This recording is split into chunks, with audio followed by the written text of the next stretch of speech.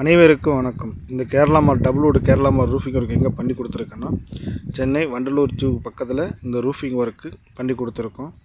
வீடியோவை ஸ்கிப் பண்ணாமல் முழுமையாக பாருங்கள். அப்போ தான் நாங்கள் இந்த அளவுக்கு இந்த டபுள்வுட் ரூஃபிங் ஒர்க் பண்ணி கொடுத்துருக்கோம். எந்த அளவுக்கு நீட்டாக தெளிவாக அழகாக பிரம்மாண்டமாக பண்ணி கொடுத்துருக்கோன்னு உங்களுக்கு இந்த வீடியோவில் முழுமையாக தெரியும்.